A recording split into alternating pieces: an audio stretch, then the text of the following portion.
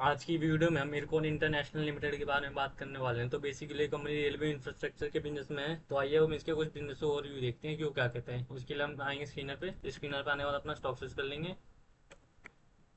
तो इरकॉन इंटरनेशनल जब आप सर्च कर लोगे तो आपको कुछ ऐसा इंटरफेस शो होगा। अगर आपको इतनी सारी रेशियो शो नहीं हो रही तो आप यहाँ पे एडिट रेशियो में जाके 1 बाय 1 इन सब का ऐड कर सकते हैं। तो स्टॉक के बारे में चर्चा करने का एक मुख्य कारण वो ये है कि जैसे आप इसमें जब आएंगे और जब आप इसकी ऑर्डर बुक देखेंगे तो आपको इसमें 32,000 करोड़ 32,500 करोड़ की ऑर्डर बुक दिखेंगे जो कि एडवांस में बुकड है, ठीक है। और जबकि कंपनी का टोटल मार्केट कैप 25,000 करोड़ है। अगर आपको किसी भी स्टॉक में अगर आपको इतना बड़ा ऑर्डर बुक देख रहा है फ्यूचर के लिए अपनी मार्केट कैप से ज्यादा, तो वो डिफाइन करता है कंपनी फ्यूचर में ग्रोथ करेगी ही करेगी। ये तो हो गया इसका एक पॉइंट। आइए हम इसके कुछ बाकी फंडामेंटल ओवरव्यू देखते हैं कि वो क्या कहते हैं। मार्केट कैप 25,000 करोड़ का मतलब एक लार्ज कैप कंपनी है। स्टॉक भी 26 का, इंडस्ट्री भी 25 का, तो पी रेशियो के हिसाब से ठीक ठाक वैल्यू भी मिल रहा है। ग्राम नंबर 120 का है, करंट ट्रेडिंग प्राइस 272 का है। तो ग्राम नंबर के हिसाब से थोड़ा सा आगे बढ़ चुका है। पेट्रोल की स्कोर चाहेगा मतलब लॉन्ग टर्म के लिए फिट बैठ रही है। फेस वैल्यू 2 की है, मतलब इसमें पास में स्टॉक स्प्लिट हो चुका है, लेकिन भविष्य में आपको एक बार और स्टॉक स्प्लिट देखने को मिल सकता है। डिविडेंड यील्ड इसका 0.66% का है, जो कि इंडिकेट कर रहा है कंपनी प्रॉफिटेबल है, लगातार प्रॉफिट बना रही है और भविष्य में आपको अच्छे खासे रिटर्न बनाते हुए दिख सकती है।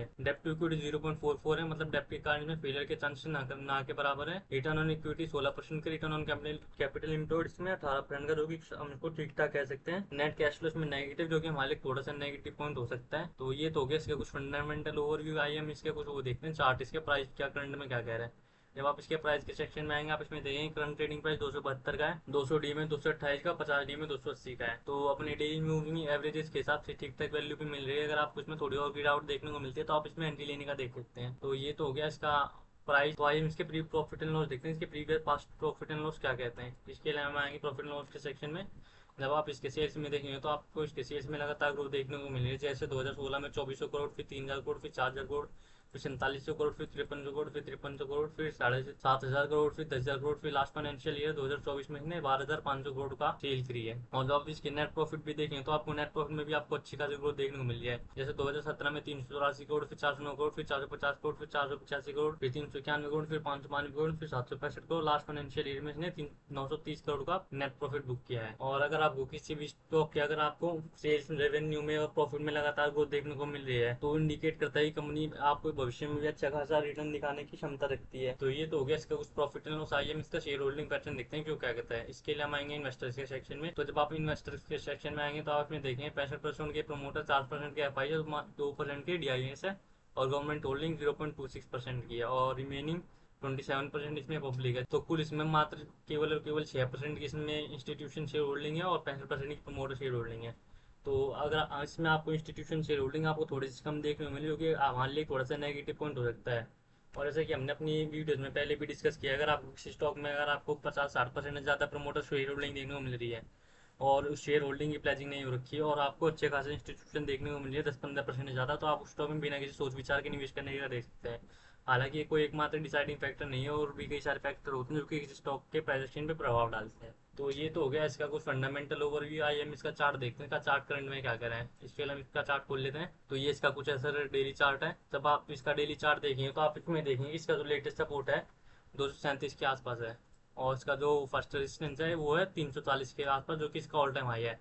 और करंट ट्रेडिंग प्राइस का 272 का, तो जो कि अपने लेटेस्ट ऑल टाइम हाई से 20% की गिरावट पे है। ये तो हो गया इसका फर्स्ट सपोर्ट एंड फर्स्ट। जब आप इसमें देखेंगे कि आप इसका सेकंड सपोर्ट इसका 215 के आसपास आता है, थर्ड सपोर्ट आता है इसका 181 पे। ये तो हो गया इसका उस स्ट्रेट सपोर्ट। जब आप इसमें थोड़ा सा और देखेंगे तो तब आपको इसमें दिखाई देगा ये एक लंबा सा अप ट्रेंड लाइन बना रही है और अभी वर्तमान में ये अप ट्रेंड के सपोर्ट लाइन पे है, जो कि इंडिकेट कर रहा है कि स्टॉक यहाँ से थोड़ी सी अपवर्ड मूवमेंट दिखा सकता है। तो ये तो हो गया इसका कुछ सपोर्ट रेजिस्टेंस। आइए हम इसका आरएसआई देखते हैं, आरएसआई इसका क्या कह रहा है। जब आप इसका आरएसआई देखें तो आरएसआई इसका करंट में 43 के आसपास, जो कि इंडिकेट कर रहा है स्टॉक अभी ओवर सोल्ड जोन में आपको भविष्य में थोड़ी सी अपवर्ड मूवमेंट दिखा सकता है। और जब आप इसका ऑसम ऑसिलेटर देखेंगे तो ऑसम ऑसिलेटर भी आपको इसको ओवर सोल्ड जोन में इंडिकेट कर रहा है। तो जब आपको स्टॉक अब ओवर सोल्ड जोन में दिखे तो आप वहाँ पे एंटी लेना दिख सकते हैं। तो ये तो हो गया इसका कुछ सपोर्ट रेजिस्टेंस। आइए हम इसके मार्केट सेंटीमेंट देखते हैं, मार्केट सेंटीमेंट इसके वर्तमान में क्या कह रहे हैं। इसके लिए हम आएंगे एनएससी की वेबसाइट पे और यहाँ पे आएंगे रिसोर्स के सेक्शन में security wise price volume market पे। यहाँ पे आने के बाद हम अपना स्टॉक सर्च कर लेंगे, ये कौन इंटरनेशनल लिमिटेड। यहाँ पे आने के बाद इसमें आप थोड़ा एक महीने का चार्ट खोल लेंगे। जब आप इसका एक महीने का चार्ट खोलेंगे तब आप इसमें देखेंगे कि इसमें जो टोटल ट्रेड हो रही है रेगुलर, उसमें आपको डिलीवरी परसेंटेज काफ़ी कम देखने को मिला है, जो कि इंडिकेट कर रहा है कि इसमें अभी भी सेलर्स आ भी है, आपको इसमें थोड़ी और गिरावट देखने को मिल सकती है। जैसे आप इसमें देखेंगे आज के ट्रेड लास्ट ट्रेडिंग डेज में 17%, फिर उससे पहले 29%, फिर 19%, फिर 22%, फिर 27%, फिर 30%, फिर 27%, फिर 33%, फिर उससे पहले 43%, 29%, 21%। और हमने जैसे कि आप अपनी वीडियोज में पहले भी चर्चा की, अगर आपको किसी भी स्टॉक में अगर डिलीवरी परसेंटेज कम देखने को मिलता है तो इंडिकेट करता है कि इसमें सेलर्स हाँ भी हैं, आपको इसमें गिरावट देखने को मिल सकती है।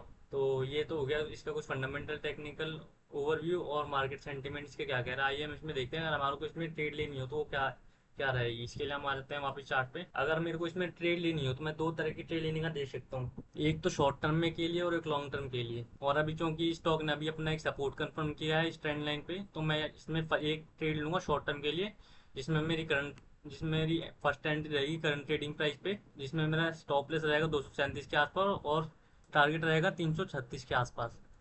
तो ये तो हो गया इसकी शॉर्ट टर्म ट्रेड। अगर आपको शॉर्ट टर्म में कोई स्विंग ट्रेड लेनी हो तो आप वहाँ पे ये लेने का दे सकते हैं।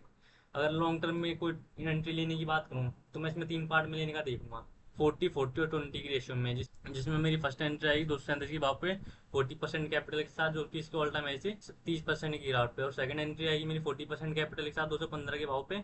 और थर्ड एंट्री आएगी मेरी रिमेनिंग 20% कैपिटल के साथ 180 के भाव पे, जो कि इसके ऑल टाइम ऐसे 50% की गिरावट पे है। और जैसा कि हमने अपनी वीडियोज में पहली बात की, अगर आपको किसी भी कंपनी के पास एक बड़ा ऑर्डर बुक देखने को मिलता है और वो कंपनी फंडामेंटली स्ट्रांग है, तो आप उसमें एंट्री लेने का देख सकते हैं, लॉन्ग टर्म के लिए आप होल्ड कर सकते हैं उस स्टॉक को।